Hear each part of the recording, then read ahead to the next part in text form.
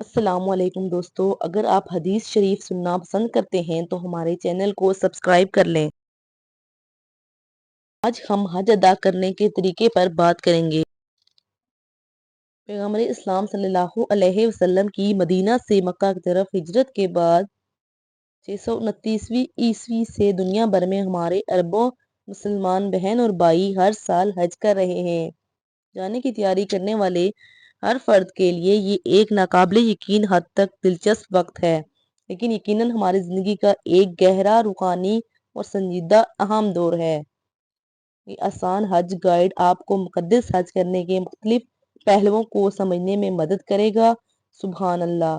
ہر سال آئرلینڈ سے تقریباً 25,000 مسلمان دنیا بھر کے مسلمانوں کے ساتھ اتحاد کے ساتھ حج کرنے کے لیے مقدس شہروں مکہ اور مدینہ کا سفر کرتے ہیں۔ لہٰذا اگر آپ ان اگلے حاجیوں میں سے ہیں جو ایک مقدس ستون کی تکمیل کے لیے سعودی عرب جا رہے ہیں تو پڑھیں۔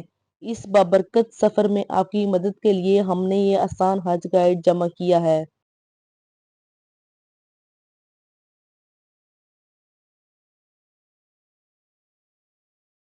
مرحلہ وار حج گائیڈ۔ حج کے مراحل کیا ہیں؟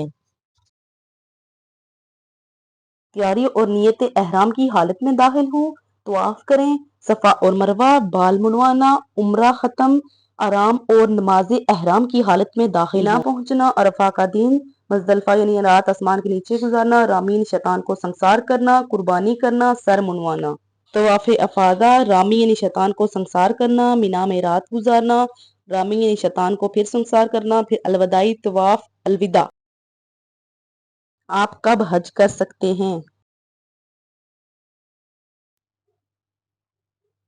اسلام میں جیسا کہ ہم قمری کیلنڈر کے ساتھ کام کرتے ہیں، گریگورین کیلنڈر کے برعکس حج کی مخصوص تاریخیں ہر سال مختلف ہوتی ہیں۔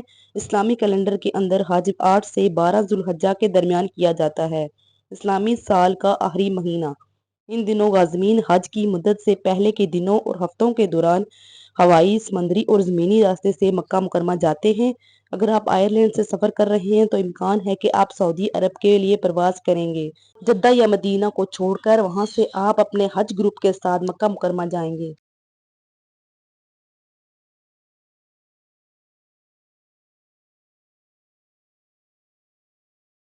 حج کیسے کریں؟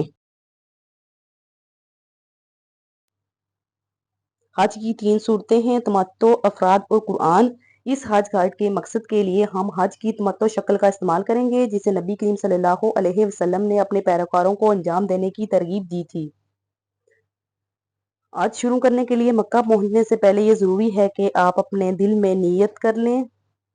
آخرت کے آرزو کے ساتھ اللہ کی رضا کے لیے حج کی نیت کرنی چاہیے۔ یہ دوسروں کے درمیان نظر آنے یا دنیاوی فائدے کی نیت سے نہیں کرنا چاہیے۔ اس کے بعد آپ احرام کی حالت میں داخل ہوں گے۔ مردوں کے لیے اس کا مطلب ہے کہ نامزد سفید کپڑا پہنیں جس میں ایک ٹکڑا آپ کے کندھے کے گرد اور دوسرا آپ کی کمر کے گرد لپٹا ہو۔ خواتین اپنی پسند کا کوئی بھی لباس پہن سکتی ہیں لیکن انہیں حجاب کے اصولوں کی پابندی کو یقینی بنانا چاہیے۔ تاہم چہرے کو ڈھانپنے کی اجازت نہیں ہے۔ مکمل طور پر ڈھانپنے والے جوتے کی بھی اجازت نہیں ہے۔ جوتے مردوں اور عورتوں کے لیے سینڈل کی شکل میں ہونے چاہیے۔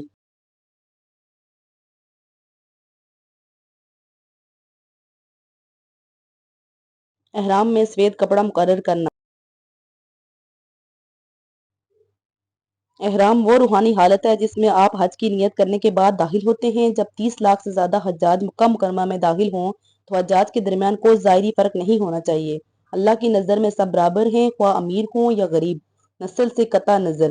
لہٰذا احرام کے لباس کے بارے میں قواعد انتہائی سادہ پھر بھی سخت ہیں، ان پر عمل کرنا ضروری ہے۔ مقاصد ایام کے دوران ہمیں اپنے طرز عمل اور الفاظ کا بھی خاص خیال رکھنا چاہیے۔ ہمیں سگریٹ نوشی، جنسی تعلقات میں مشغول ہونے، قسم کے کھانے، بال منڈوانے اور ناخن کاٹنے سے گریز کرنا چاہیے۔ ہمیں خوشبو یا خوشبو والے صابن کا بھی استعمال نہیں کرنا چاہیے۔ ایک بار جب آپ مکہ مکرمہ میں مقدس مسجد الحرام میں پہنچ جاتے ہیں تو اپنی زندگی کا سب سے بڑا روحانی سفر شروع کرنے کے لیے تیار ہو جاتے ہیں۔ عمرہ۔ مکہ پہنچنے پر آپ سب سے پہلے اپنا عمرہ کریں گے، یعنی اپنا طواف اور سعی کریں گے۔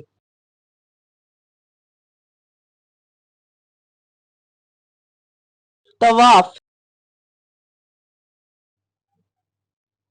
طواف حج کے بنیادی عبادات میں سے ایک ہے اور اس سے مراد گھڑی کی مخالف حرکت میں خانہ کعبہ کے گرد دائروں میں چلنا ہے۔